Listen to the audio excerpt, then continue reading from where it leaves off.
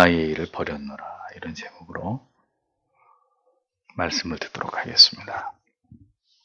사도 바울은 고린도 교회의 성도들이 집착하던 모든 은사들의 가치들에 대해서 그 한계를 분명하게 설명해주고, 이에 반해서 성도가 추구해야 될 진정한 신앙의 최상의 가치는 사랑이라는 사실을 매우 강조해서 설명하고 있는 것을 볼 수 있습니다. 은사들의 유한성 그리고 한시성에 대해서 교훈을 한 사도는 이제 은사들이 모두 중지되고 소멸될 것에 관해서 설명한 이후에 온전한 것이 오면 부분적이던 것은 모두 소멸되어서 사라져버리고 그 마지막으로 결국 사랑의 가치만이 영원하게 될 것임을 강조하고 있습니다. 바울은 이 사랑의 가치를 추구하는 일을 위해서 어떤 노력과 결단이 필요한지를 설명하기 위해서 어린아이와 장성한 자의 유비를 사용하고 있죠. 그래서 11절을 다시 보면, 내가 어린아이였을 때에는 어린아이처럼 말하고 어린아이처럼 생각하고 어린아이처럼 헤아렸습니다. 그러나 어린이 되어서는 어린아이의 일들을 내버렸습니다. 이렇게 기록하고 있습니다. 어린아이는 지적으로, 신체적으로 미숙합니다. 지식에 있어서 현저히 부족하고 신체적으로도 아직 완전하지 않습니다. 그래서 어린아이다운 미숙한 말과 생각과 행동을 할 수밖에 없고, 그것은 무지하고 어리석고 부분적인 것들에 불과합니다. 어린아이는 당연히 어린아이의 지적인 수준에 합당한 말과 생각과 지식에 대한 지극히 제한적이고 부분적인 이해가 있을 뿐이죠. 진리의 전체의 측면에서 볼 때 신앙 안에서도 능히 이와 같이 어린아이 같은 미숙한 때는 누구에게나 존재하기 마련입니다. 하나님을 아는 지식에 있어서 어리고 무지하기 때문에 하나님을 신앙하는 모습에 있어서도 어린아이의 그것을 벗어나기 어려운 때가 있다는 것입니다. 육체적으로, 정신적으로, 영적으로도 어린아이 같을 때에는 그럴 수밖에 없다는 점을 성경은 인정을 합니다. 아직 믿음이 연약하기 때문이죠. 사도는 고린도 교회 성도들의 현재의 신앙의 모습이 바로 어린아이와 같다고 말합니다. 서로 사랑할 줄 모르고 신장 안의 분쟁과 고소가 끊이지 않고 자기들이 받은 은사들만이 제일로 그렇게 여기면서 교만하고요, 시기하고 질투하면서 여전히 버려야 할 사악하고 음란한 것들, 우상 숭배에서 벗어나지 못하고 있는 고린도 교회의 성도들의 현재의 모습이 꼭 어린아이 같다. 간접적으로 그렇게 자신의 경우에 예를 들어서 꼬집어 설명하고 있는 것을 볼 수 있습니다. 사도는 자신도 어린아이의 시기가 있었지만 장성한 사람이 되어서는 어린아이 때의 지적으로, 정신적으로, 육체적으로 미숙하고 어리석었을 때의 모든 걸 다 버렸노라고 말하고 있습니다. 한글 성경에는 버렸다 이렇게 번역이 되어 있는데 사실은 모두 다 소멸됐다 이런 뜻입니다. 그러니까 단순히 시간의 흐름에 따라서 자연스럽게 어린아이의 그것이 그냥 지나가 버리는 것이 아니라 완전히 사라졌다는 뜻입니다. 즉 신앙이 성장하면 신앙의 연수와 연륜이 더해가고 하나님을 아는 지식이 축적될수록에 성도는 반드시 어린아이와 같은 어리석은 가치에 대한 집착을 버리고 성숙한 신앙의 단계로 반드시 나아가야 된다는 것을 성경은 교훈하고 있습니다. 그것은 불행히도 저절로 되는 게 아니죠. 어린아이가 그냥 저절로 어린이 되는 것이 아니듯이 어린아이의 신앙을 버리는 일 또한 어린아이에 해당되는 모든 신앙의 유치함들을 완전히 소멸시키는 일 또한 저절로 되는 것이 절대로 아니라는 것을 성경은 분명히 이야기합니다. 하나님에 대해서 무지하고 진리에 대해서 깨달음이 일천할 때에는 신앙에서 중요하지 않은 다른 가치들에 매달리고 그것이 신앙의 동기의 어떤 동기나 이유나 목적이 될 수 있을 것입니다. 복을 받으려고 교회 다니고 혹은 방언이나 어떤 신비한 체험에 몰입해가지고 그것이 신앙의 전부인 줄 알고 그 바람에 교회를 다니고 이런 일들이 신앙이 어릴 때는 있을 수 있다는 거죠. 그러나 진리 안에서 깊이 하나님과 하나님의 뜻이 무엇인지를 발견하게 되고 깊은 은혜를 경험하게 된다면 이제는 그러한 모든 것들로부터 돌이키고 더 높은 신앙의 경지와 탁월한 신앙의 아름다움이 있다는 것을 깨닫게 되는 순간이 찾아오는 것입니다. 그렇게 되면 어린아이 같은 신앙의 자리에서 벗어나서 결코 다시 그때로 돌아가지 않게 되는 영적인 변화가 일어나게 되는 것입니다. 그러니까 어린아이 때 추구하던 모든 것들을 다 소멸시켜버리는 거죠. 여러분, 다 큰 어른이 집에 학교 다니기 전에 가지고 놀던 인형이나 장난감을 나이가 30이 넘었어도 집착하고 그걸 가지고 논다. 밤에 잘 때 그걸 껴안고 잔다. 말이 됩니까? 그건 정상적이지 않은 경우잖아요. 어린 아이 때 가지고 놀던 것들은 다 버려지고 남아있지 않지 않습니까? 마찬가지로 신앙이 어렸을 때 집착하고 붙들고 있던 것들이 신앙이 성장하면 다 사라져야 된다는 거예요. 소멸돼 버려야 된다는 거죠. 병아리가 껍질을 깨고 나오기 전까지는 그 계란 속이 병아리가 아는 세계의 전부였을 것입니다. 껍질을 깨고 나오면 이야기가 달라집니다. 절대로 그 안으로 다시 들어갈 수 없습니다. 그렇게 어린아이의 일들을 버리게 되는 자들, 어린아이 때 좋아하던 것들을 영원히 소멸시켜버린 자들, 그들이 성숙한 신앙의 사람들이라는 거죠. 바울은 고린도 교회 성도들이 그렇게 되어야 함의 당위성을 설명하고 있습니다. 그러므로 거듭난 성도의 궁극의 목적은 성장에 있다라는 것을 여러분이 기억해야 합니다. 그냥 예수를 믿는 걸로 끝나는 게 아니에요. 때가 되면 어린아이 때 집착하던 신앙에 옳지 않은 것들, 중요하지 않은, 건전하지 않은 목적이나 동기들을 다 소멸시켜버리고 계속 성장해 가야 된다는 거죠. 더 높은 신앙의 단계를 향해서 발돋움해 가야 된다는 겁니다. 그래서 에베소서 4장 13절 14절에서 바울 사도는 이렇게 말하죠. 우리가 다 하나님의 아들을 믿는 것과 아는 일에 하나가 되어 온전한 사람을 이루어 그리스도의 장성한 분량이 충만한 데까지 이르리니 이는 우리가 이제부터 어린아이가 되지 아니하여 사람의 괴술과 간사한 유혹에 빠져 모든 교훈의 풍조에 밀려 요동치 않게 하려 함이라. 이렇게 되어 있습니다. 베드로전서 3장 18절에 오직 우리 주 곧 구주 예수 그리스도의 은혜와 저를 아는 지식에서 자라가라. 영광이 이제와 영원한 날까지 저에게 있을지어다. 이렇게 기록되어 있습니다. 자, 성경은 성도에게 반드시 예수를 믿었느냐? 그럼 그대로 있어도 좋다라고 말하고 있지 않습니다. 그리스도를 아는 지식에 있어서 멈추지 말고 자라갈 것을 우리에게 분명히 요청하고 있습니다. 성장이 전부가 아니라 이전의 것들은 다 소멸시켜버려라. 다 없애버려라 라고 우리에게 강조합니다. 다시는 돌아가지 말아라. 돌아갈 곳이 없도록 다 그것들을 불태워버려라. 없애버려라. 이걸 강조합니다. 믿음이 어리고 신앙이 미숙한 시기는 분명히 성경이 인정하는 바입니다. 그런 단계가 없이 성장하는 그리스도인은 아무도 없어요. 신자는 분명히 믿음이 연약한 단계에서 믿음이 강한 단계로 이렇게 성장해 가게 되어 있습니다. 문제는 그 믿음이 연약한 어린아이 같은 단계에 머물러 있으면 안 된다는 거죠. 그 잘 모를 때 좋아하던, 잘 모를 때 자기 신바람 가지고 신앙생활 하던 그런 것에 매여 있고 묶여 있으면 안 된다는 것을 얘기하는 것입니다. 진리 안에서 하나님의 은혜를 통해서 더 깊은 깨달음을 얻고 장성한 분량에 이르기까지 믿음이 자라가야 될 거룩한 의무가 있다. 성경이 분명히 그것을 말씀하고 있고 그것으로 신앙의 유아기를 반드시 벗어나야 된다고 모든 성도들에게 동일하게 사도가 이것을 강조하고 있는 거죠. 그러니까 문제는 뭡니까? 자라지 않는 병적 유아기에 있는 신앙입니다.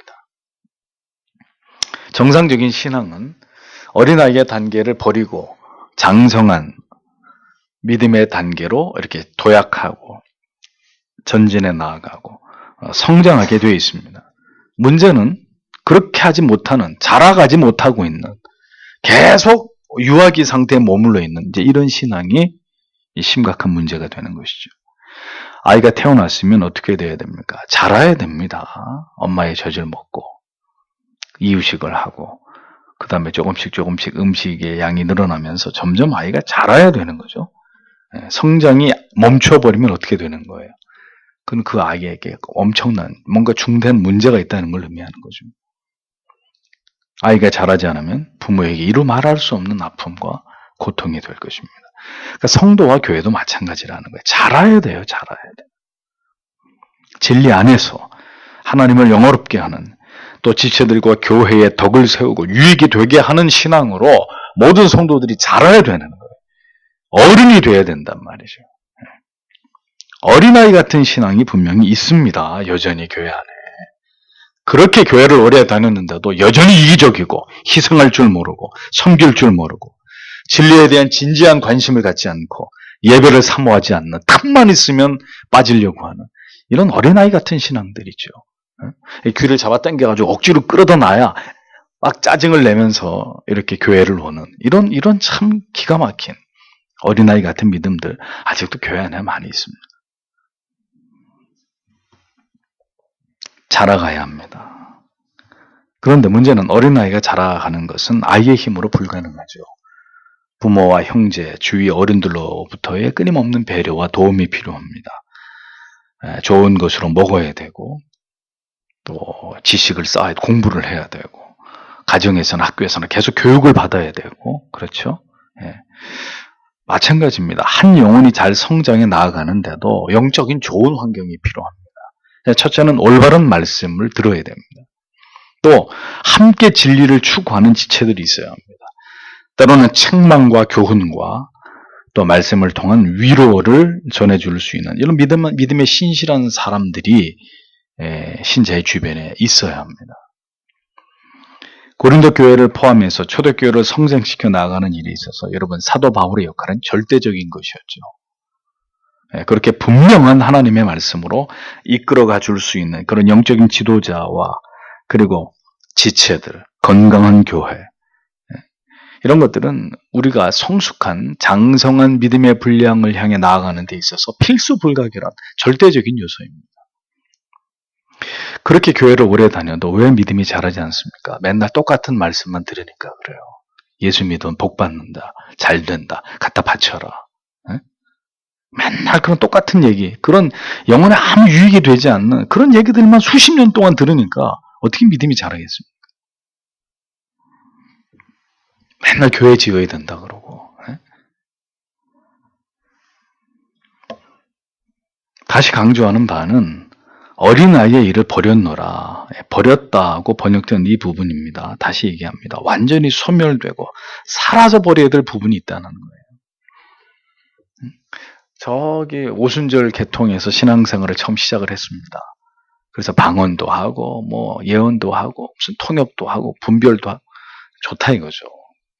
이제 그렇게 해서 시작된 신앙의 진리 안에서 그것이 다 부질없는 것이구나 하고 깨달으셨다면 그 다음의 신앙이라는 게 더 하나님의 말씀 속으로 깊이 들어가서 인격적으로 하나님을 경험하고 더 신앙이 진리 안에 깊이 뿌리 박으면서 무엇에도 흔들리지 않는 견고한 믿음의 사람으로, 그래서 지체들과 교회를 떠받치고 나아갈 수 있는 그런 일꾼으로 자라가야 된다는 거예요. 그럼 옛날의 모습들은 다 사라져야 되는 거죠. 중요한 얘기는 뭡니까? 성숙한 신앙의 모습과 어린아이 같은 신앙은 한 인격 안에 공존할 수 없다는 거예요. 여러분 제가 이렇게 어른이 돼 있는데 이 어른 안에 어린아이가 있어요. 이 말이 되겠습니까? 그래서 어린아이 때처럼 엄마 젖을 먹으려고 그러고 어린아이 때처럼 무슨 장난감을 가지고 놀려고 한다. 그 이상한 사람 아니에요. 뭔가 이렇게 좀 인격이 장애가 있는 사람이잖아요. 그러니까 공존할 수 없는 거. 어린아이의 것은 버리는 거예요. 다시 그걸 내가 생각하는 것 자체가 유치하고 무가치한 거라고 생각해서 그러니까 거들떠 보지도 않는 거죠. 그러니까 공존할 수 없는 거예요. 근데 문제는 그게 공존하고 있는 거예요. 여전히 어린아이 같은 미숙한 모습이 남아있든지 아니면 장성한 탁월한 어떤 신앙으로 변모되어 있든지 둘 중에 하나만 있어야지 둘 다 그것을 가지고 있다. 정상적인 경우가 아니란 말이에요. 우리의 신앙 안에 있는 어린아이의 일을 어린아이 같은 생각, 말, 더디 깨닫는 어리석음들. 혹시 여러분 교회를 이만큼 다녔는데도 아직 내 안에 어린아이가 있다. 이거 심각한 문제입니다. 그거 버리지 않으면, 그것부터 돌이키지 않으면 장성한 믿음의 성인이 될 수 없는 거예요. 어린아이 것을 집착하고 있으니까 성숙한 신앙의 단계로 나아가지 못하고 있는 거죠. 자기만 생각하고 이기적이고. 바울이 분명히 이야기를 합니다. 이어서 12절에 지금은 우리가 거울을 통해 희미하게 보지만 그때에는 얼굴과 얼굴을 맞대어 볼 것입니다. 지금은 내가 부분적으로 알지만 그때에는 내가 온전히 알려진 것처럼 내가 온전히 알게 될 것입니다. 당시 고린도에는 청동 같은 금속에 광을 내서 사용하는 거울이 있었습니다. 그러니까 지금 사용하는 거울에 비하면 형편없겠죠.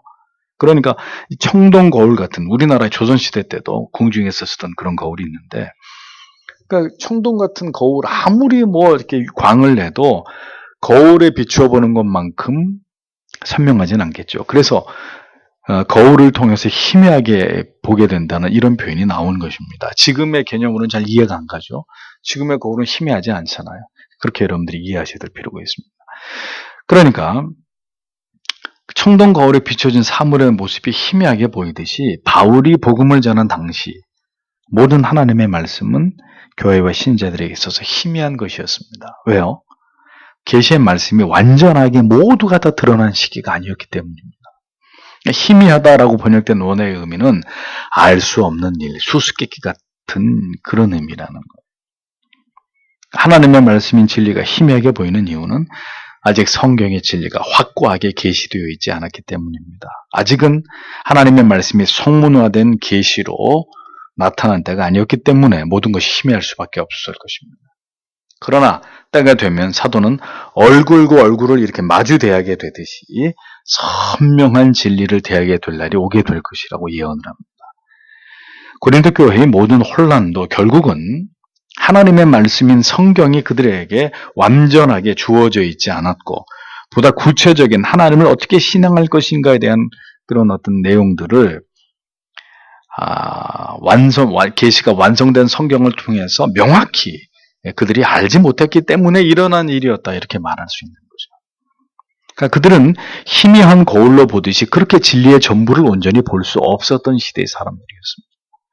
진리의 부분적인 것밖에 알 수 없었다는 얘기죠. 그러나 마침내 그때가 될 때, 여기서 말하는 그때란 계시가 완성된 성경을 통해서 우리가 하나님을 알게 되는 그때를 의미하기도 하고, 더 나아가서 마침내 마지막 때 우리가 그리스도의 재림을 통해서 하나님을 직접 배우게 될 그때를 가리키는 것이기도 합니다. 그러니까 그때가 되면 주께서 나를 아심같이 우리도 주님을 온전히 알 수 있는 날이 오게 될 것이다 라고 사도가 강조를 합니다. 성경이 기록되기 이전의 성도와 교회와 지금 이 시대의 우리는 분명히 다르죠. 우리가 그 시대보다 사실은 더 하나님을 아는 일에 있어서 완전한 환경을 우리는 가지고 있습니다. 왜요? 성경의 계시가 완성되었을 뿐 아니라 이 하나님의 말씀이 다 이 계시의 비밀이 오픈돼서 우리가 마음만 가지면 하나님을 신앙할 수 있는 길을 교리나 신앙 고백서, 수많은 하나님의 말씀을 해석한 좋은 책들을 통해서 충분히 접할 수 있는 그런 세상에 우리가 살고 있기 때문입니다. 우리가 게으르는 게 문제지, 성경을 안 읽는 게 문제지. 지금은 우리가 얼마든지 하나님의 진리의 말씀에 창념하고 마음을 쏟기만 하면 얼마든지 하나님이 어떤 분이신지에 대해서 알 수 있는 시대란 말이죠. 정확하고 온전하고 무오한 성경이 우리의 손에 쥐어져 있음에도 불구하고 문제는 우리는 하나님을 온전히 알아가고 있지 않다는 것입니다. 이 점은 우리가 초대교회 신자들에 대해서 참으로 어떤 핑계도 될 수 없는 부분이에요. 그들은 몰라서 못 믿었단 말이에요. 몰라서 그렇게 엉망이었고 혼란스러웠고 그렇게 많은 문제들을 교회가 가지고 있었단 말이죠. 또 지금은 성경이 우리 손에 쥐어져 있는데도 교회가 엉망진창이다. 이러면 단언하건대 그 시대 교회보다 이 시대 교회가 훨씬 더 하나님 앞에 큰 징계를 받을 것입니다.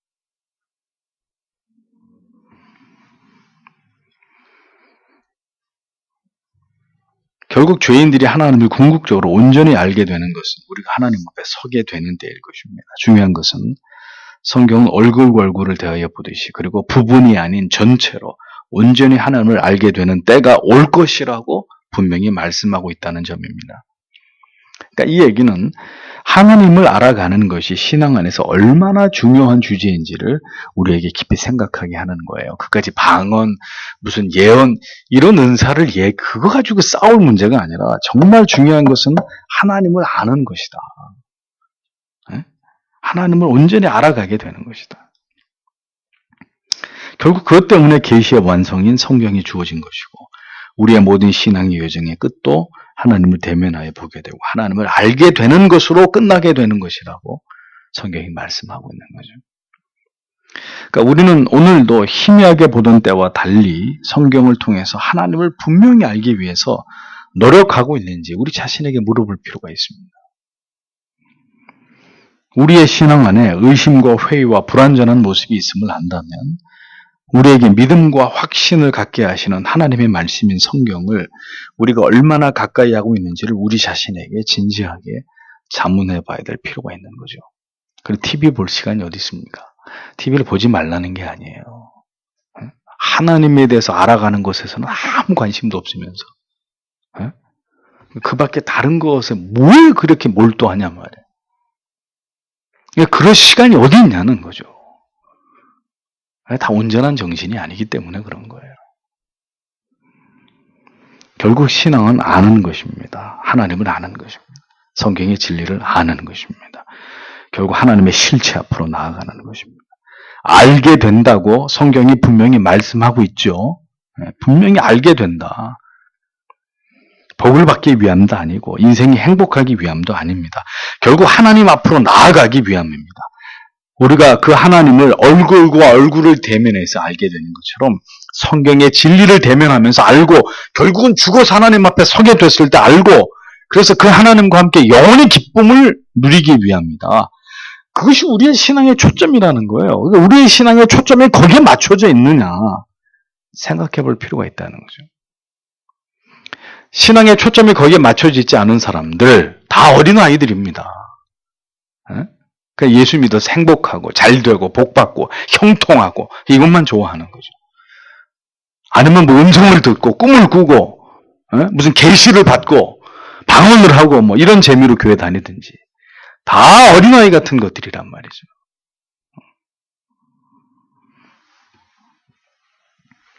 마지막으로 13절에 그러므로 믿음, 소망, 사랑 이 세 가지는 계속 남아 있습니다. 그러나 그것들 가운데서 가장 위대한 것은 사랑입니다. 이렇게 적고 있습니다.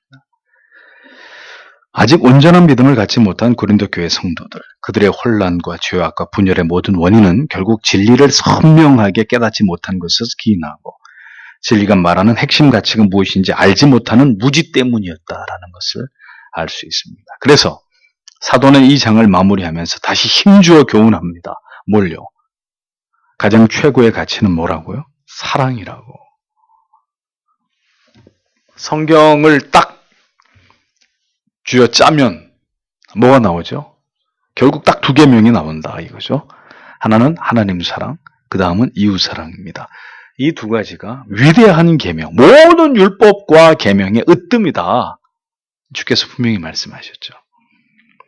모든 가치가 사라지더라도 영원한 것은 바로 사랑이라는 이 진리를 사도는 다시금 그래서 고린도 교회 성도들에게 감고 나고 있는 거예요. 이보세요, 고린도 교회 성도들이요. 지금 그런 거 가지고 그렇게 싸우고 다투고 당과 파를 나누고 서로 고소하고 지금 그럴 때가 아닙니다.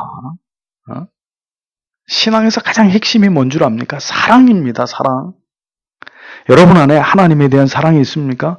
이웃에 대한 진정한 사랑이 있나요?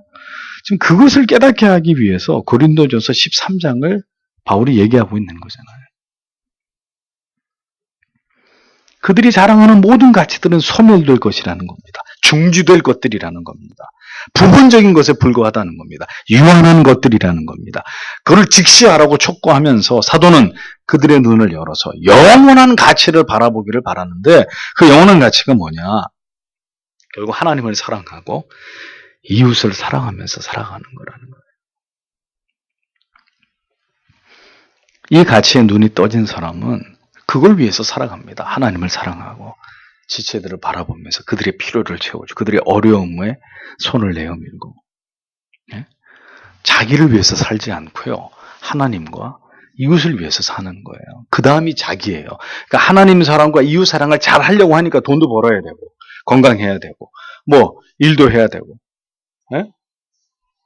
그렇게 살아가는 거. 그게 그리스도인의 삶이에요. 근데 이게 순서가 뒤죽박죽 돼가지고 먼저 자기를 위해서 사는 거죠.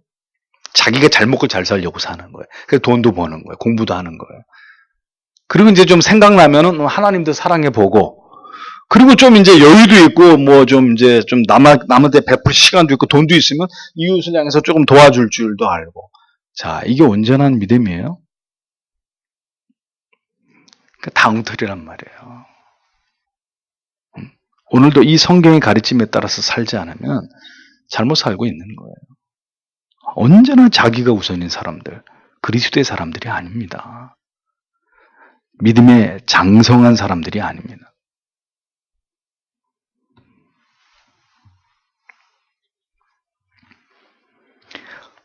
언제나 이 진리를 깨달아서 우리의 삶의 우선순위가 그렇게 바뀌어질까요? 에? 언제나 얼마나 더 하나님의 말씀을 더 많이 들어야 우리 안에 있는 이 에고이즘이 산산조각이 나고 정말 하나님 사랑과 이웃 사랑에 초점이 맞춰진 그런 인생 살까요? 참 답답하고 안타까운 노릇이죠. 그렇게 오래 교회를 다녀도 이 진리를 모르는 거예요.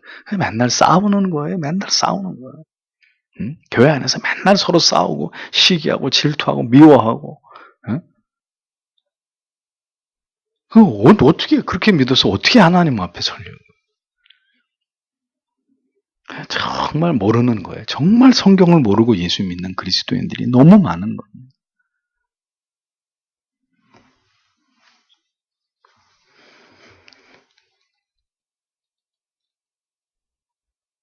이 믿음, 소망, 사랑은 항상 있을 것이다. 그러니까 그게 무슨 얘기냐면은 중요성에 있어서 이 세 가지는 하나로 뭉쳐진 절대로 떨어질 수 없는 영원한 가치가 이 세 가지라는 거죠. 하나님에 대한 믿음, 내세를 확신하고 바라보는 소망, 그리고 하나님과 이웃을 향한 사랑인데, 자 보세요. 믿음도 중요하고 소망도 중요하지만 그 중에 가장 최고의 가치는 뭐라고 얘기하고 있느냐? 사랑이라고 사도는 설명합니다. 그 이유는 사랑만이 우리로 하여금 하나님을 닮게 하고 그 하나님께 비롯된 사랑만이 모든 지체와 이웃을 사랑할 힘을 우리에게 공급하고 하나님을 알지 못하는 자들과 구별되어 살아가게 하는 것이 바로 우리 안에 품고 있는 사랑이기 때문이라는 거죠. 그러니까 믿음을 가지고 소망을 가지고 결국 영생을 누리는 하나님의 자녀가 되더라도 영원히 소멸하지 않는 가치가 있어요. 믿음도 소망도 어느 시점에서는 더 이상의 가치를 드러내지 못하지만 영원히 우리가 영생을 누리면서도 소멸되지 않는 우리가 추구해야 되는 가치는 뭐냐? 사랑이라고 성경이 얘기하는 거예요. 왜? 우리가 천국 가면 이제 하나님 더 이상 사랑 안 하나요? 천국 가면 이전에 천국에서 만나게 된 성도들 더 이상 사랑 안 하고 살 거예요? 믿음과 소망은 그 완전한 삶에 이르게 하는 어떤 도구고 수단이라면 사랑은 그것이 완성된 곳에서 우리가 맛보고 누리며 살아가고 있는 내용이잖아요. 그러니까 영원한 건 뭐라는 거예요? 사랑이라는 거예요. 그래서 가장 아름다운 삶의 가치는 이 땅에서도 내세에서도 오늘도 내일도 뭐라는 거죠? 영원히 사랑하며 살아가는 것이라는 겁니다. 이것이 기독교가 얘기하는 최고의 가치입니다. 하나님을 사랑하고 그리고 사랑하는 내 가족부터 시작해서 뭐 이웃 얘기하기 전에 내 가족도 이웃이잖아요. 내 남편도 이웃이고 아내도 이웃이잖아요. 엄밀하게 말하면 부모나 자식도 다 이웃이란 말입니다. 사랑하는 가족들, 지체들, 그리고 이웃들을 사랑하면서 이 위대한 계명에 복종하면서 그 사랑이 아니면 할 수 없는 하나님의 사랑이 아니면 할 수 없는 그 사랑을 오늘도 우리의 삶의 작은 기적 속에서 실천하면서 살아가는 거예요. 그 어떤 은사보다도 중요하고요. 그 어떤 물질의 축복보다 중요한 거예요. 나라를 구하는 것보다 중요한 것은 사랑하며 사는 거예요. 이 가장 기본적인 진리에도 충실하지 않으면서 도대체 그리스도인들이 뭘 위해서 살겠다는 겁니까? 에? 뭐의 가치를 두고 살겠다는 거예요? 그런 엉터리 같은 삶이 어디 있냔 말이죠.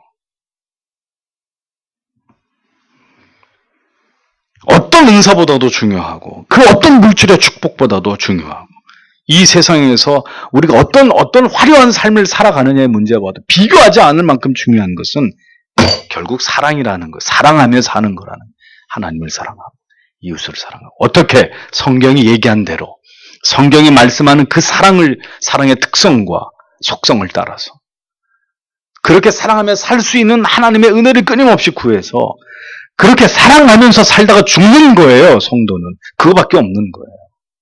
다른 아무것도 필요 없는 거예요. 필요 없다 그러면 좀 뭐하고 그 사랑 다음에 가치 드리는 거예요.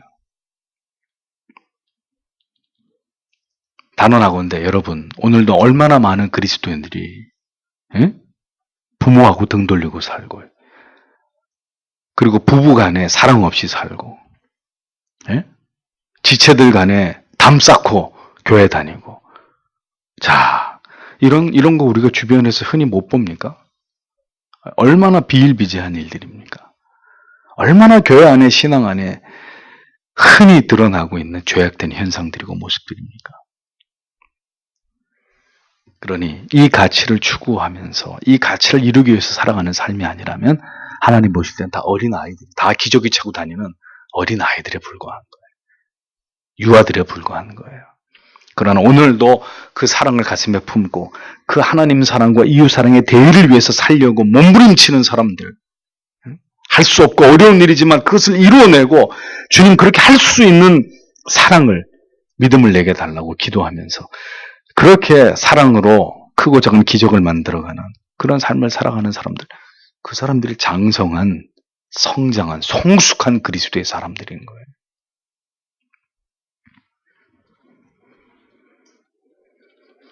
오늘도 부모님이나 남편이나 아내조차도 자식조차도 올바로 사랑하지 않는 그리스도인들에게 성경의 이 진리의 교훈이 얼마나 중요한 것인지를 부디 성령께서 우리 모두에게 깨닫게 해주시고